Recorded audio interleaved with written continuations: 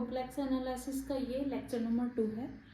और video start करने से पहले अगर चैनल को आपने सब्सक्राइब नहीं किया तो चैनल को सबसे पहले आप सब्सक्राइब कर लीजिए। और इससे पहले लेक्चर 1 अपलोड किया है मैंने, आप प्लेलिस्ट में जाके देख सकते हैं। टॉपिक है मॉडुलस ऑफ कॉम्प्लेक्स कॉन्जुगेट। कोई भी जो कॉम्प्लेक्स कॉन्जुगेट का जो नोटेशन होता है उसको हम जेड से डिनोट करते हैं। और जेड क्या होता है? एक्स प्लस आई वाई। एक्स क्या है यहाँ पर? Real part of the complex number. और वाई क्या है? Imaginary part of the complex number. बहुत से बच्चे क्या करते हैं, जब भी हमें इमेजिनरी पार्ट फाइंड करना होता है तो उसमें वाई के साथ साथ में आई भी लिख लेते हैं। तो सिर्फ जो आपका इमेजिनरी पार्ट होता है वो सिर्फ वाई होता है, आई नहीं होगा। तो जब भी आप इसका मॉडुलस निकालेंगे जेड का तो आपको क्या करना होगा, इस पे इस तरह से मोड लगाएंगे। तो मोड जेड इक्वल टू क्या होता है? अंडर रूट रियल पार्ट का स्क्वायर प्लस इमेजिनरी पार्ट का स्क्वायर। तो रियल पार्ट क्या है यहाँ पर? एक्स, और इमेजिनरी पार्ट क्या है? वाई। अब एक एग्जाम्पल ले लेते हैं। जब हमने एग्जाम्पल लिया है जेड इक्वल टू 2 + 3i। तो यहाँ पर इमेजिनरी पार्ट क्या है? 3, सिर्फ 3 है, आई नहीं लिखेंगे। आई लिखेंगे तो आई का स्क्वायर यहाँ पे बीच में माइनस हो जाएगा फिर, क्योंकि आई स्क्वायर क्या होता है? -1।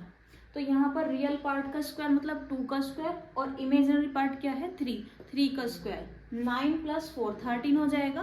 तो यहाँ पे इसी तरह से जेड का भी हम मॉडुलस फाइंड कर लेंगे। तो कैसे होगा? अंडर रूट लगाएंगे सबसे पहले, रियल पार्ट 4 का स्क्वायर और इमेजिनरी पार्ट माइनस में है। जब हम माइनस वाले का भी स्क्वायर करते हैं तो वो प्लस हो जाता है। तो ये हो जाएगा 16 और ये हो जाएगा 9। तो ये हो गया 25। अब 25 का हम स्क्वायर रूट फाइंड कर सकते हैं।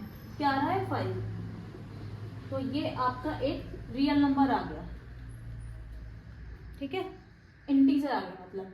और यहाँ पे जो आ रहा था एक इरेशनल नंबर आ रहा था। अब इसके बाद आता है कि जैसे जेड को तो हमने एक्स और वाई में नोट कर लिया, डिनोट कर लिया। अब हम जेड को ट्रिग्नोमेट्री नोटेशन में कैसे डिनोट करते हैं? जेड जो होगा वो क्या होगा? cos थीटा प्लस आई साइन थीटा। तो यहाँ पे अगर हम इसका मॉडुलस फाइंड करेंगे तो क्या हो जाएगा? रियल पार्ट का स्क्वायर प्लस इमेजिनरी पार्ट का स्क्वायर। तो cos स्क्वायर थीटा प्लस आई प्लस साइन स्क्वायर थीटा क्या होता है? ट्रिग्नोमेट्रिक आइडेंटिटी से 1 होता है। तो मोड जेड क्या हो जाएगा? 1 हो जाएगा। तो अगर स्टैंडर्ड नोटेशन की बात करें तो जेड का जो मोड होता है वो 1 होता है। तो आपको याद रखना है कि X square plus Y square जो होता है वो यहाँ पे 1 होगा। आप उसकी वैल्यू भी रख सकते हैं। एक्स की वैल्यू होगी आर cos थीटा होती है, और वाई की वैल्यू क्या होती है? R sine theta. तब यहाँ पे क्या आ जाएगा? R square. तो आपको याद रखना है X square plus Y square किसके इक्वल होगा? आर स्क्वायर के। अगर 1 के इक्वल होता तो यहाँ पे एक्स की वैल्यू cos थीटा होती है, वाई की वैल्यू साइन थीटा होती। क्लियर? अब इसके बाद आते हैं कुछ रूल्स। कॉम्प्लेक्स नंबर में क्या रूल अप्लाई होते हैं? ये सब 12th लेवल का है अभी तक। जेड और इंटू जेड का कॉन्जुगेट। जेड का कॉन्जुगेट क्या होगा? जेड होता है एक्स प्लस आई वाई, और जेड का ऊपर जो बार लगा हुआ है इसका मतलब क्या है? जेड का कॉन्जुगेट मतलब x माइनस आई वाई।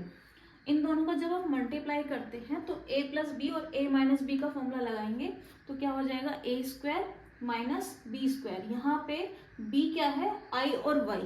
तो जब i² करेंगे तो i² क्या होता है? -1। i² की वैल्यू होती है -1। हाँ, लेक्चर फर्स्ट में बताया था हमने, i² की वैल्यू -1 होती है। वो रख देंगे, x² प्लस y² हो जाएगा। जब इसका स्क्वायर रूट करेंगे तो उस पर अंडर रूट आ जाएगा। तो जो मोड जेड की वैल्यू होती है वो क्या होती है? हमने ऊपर भी प्रूफ किया है, under root x² plus y² होती है। फिर फर्स्ट रूल है कि अगर कोई भी दो कॉम्प्लेक्स नंबर डिवीजन में है, अगर हम उस पूरे का मॉडुलस कर दें तो क्या हो जाएगा? न्यूमरेटर पे भी मोड आ जाएगा और डेनोमिनेटर का भी मोड हो जाएगा। फिर थर्ड है कि दो कॉम्प्लेक्स नंबर का मल्टीप्लिकेशन है z1 और z2, और उसका अगर हम मॉडुलस फाइंड करें तो क्या आ जाएगा? फर्स्ट वाले कॉम्प्लेक्स नंबर का मॉडुलस इंटू सेकेंड वाले कॉम्प्लेक्स नंबर का मॉडुलस। थर्ड रूल है कि अगर z जो है हमारा 3 + 4i है और z बार क्या है? उसका कॉन्जुगेट है, तो क्या होगा? इसका भी मॉडुलस फाइंड कर लेंगे। क्या हो जाएगा? रियल पार्ट का स्क्वायर प्लस इमेजिनरी पार्ट का स्क्वायर, और z बार का भी हम मॉडुलस फाइंड कर लेंगे। क्या हो जाएगा? 3 का स्क्वायर प्लस -4 का स्क्वायर, तो दोनों यहाँ पर जो आ रहे हैं वो सेम आ रहे हैं। तो अगर कोई कॉम्प्लेक्स नंबर का जो मॉडुलस होता है वो उसके कॉन्जुगेट के मॉडुलस के इक्वल होता है, ये बात प्रूफ हो गई यहाँ पर। अब सेकंड है, फोर्थ है कि अगर दो कॉम्प्लेक्स नंबर अगर इक्वल हैं तो जो उनके मोड होंगे, जो उनके मॉडुलस होंगे वो भी इक्वल होंगे। और अगर दो कॉम्प्लेक्स नंबर इक्वल हैं तो उनके जो कॉन्जुगेट होंगे वो भी इक्वल होंगे, और कॉन्जुगेट का जो मॉडुलस करेंगे तो वो भी इक्वल होंगे। तो आप यहाँ पे कोई एग्जांपल ले सकते हैं। अगर हम एग्जांपल ले, Z1 हमने ले लिया 2 + 3i, तो दूसरा भी हम 2 + 3i लेंगे। दोनों का जो मॉडुलस फाइंड करेंगे, इसका जो मॉडुलस हो जाएगा वो क्या हो जाएगा 4 + 9, मतलब √3, और इसका भी मॉडुलस क्या आ जाएगा √13। कॉम्प्लेक्स का इसका कॉन्जुगेट करेंगे फाइंड 2 - 3i, और इसका भी कॉन्जुगेट क्या होगा 2 - 3i। इसका मॉडुलस फाइंड करेंगे 4 + 9 √13, और ये भी क्या हो जाएगा 4 + 9 √13। इसी तरह से अगर हम किसी भी कॉम्प्लेक्स नंबर के कॉन्जुगेट का फिर से अगर कॉन्जुगेट कर दे तो क्या आ जाता है, वही कॉम्प्लेक्स नंबर आ जाता है। एग्जाम्पल लेके देख सकते हैं आप। यहाँ पे कॉम्प्लेक्स नंबर ले लिया हमने 2 + 3i, इसका कॉन्जुगेट करेंगे क्या हो जाएगा 2 - 3i, फिर से कॉन्जुगेट कर देंगे 2 - 3i का, फिर से कॉन्जुगेट कर देंगे तो वो क्या हो जाएगा 2 + 3i। तो देखो वही आ गया सेम। फिर अगर दो कॉम्प्लेक्स नंबर का हमने एडिशन किया हुआ है और उस पूरे का अगर हम कॉम्प्लेक्स कॉन्जुगेट फाइंड करते हैं तो वो क्या हो जाएगा, फर्स्ट वाले का कॉम्प्लेक्स कॉन्जुगेट प्लस सेकंड वाले का कॉम्प्लेक्स कॉन्जुगेट। इसी तरह से माइनस में भी सेम ही रूल अप्लाई होता है। जब हम दो कॉम्प्लेक्स कॉन्जुगेट को माइनस करते हैं और उस पूरे का कॉम्प्लेक्स कॉन्जुगेट फाइंड करते हैं तो क्या आ जाएगा, फर्स्ट वाले का कॉम्प्लेक्स कॉन्जुगेट माइनस सेकंड वाले का कॉम्प्लेक्स कॉन्जुगेट। इसी तरह से यहाँ पे अगर हम कोई कॉम्प्लेक्स नंबर और उसका कॉम्प्लेक्स कॉन्जुगेट दोनों को ऐड कर दें तो क्या आएगा, क्या मिलेगा हमें, रियल पार्ट मिलेगा। मतलब 2x मिल रहा है तो रियल पार्ट 2x क्या होता है, रियल पार्ट। इमेजिनरी पार्ट कब मिलता है, जब i भी आए। मतलब जैसे कि अगर हम इन दोनों को माइनस करें, z और उसके कॉम्प्लेक्स कॉन्जुगेट को माइनस करें तो हमें क्या मिलेगा 2iy, और i आ गया इसमें, इसलिए ये क्या है, इमेजिनरी पार्ट है।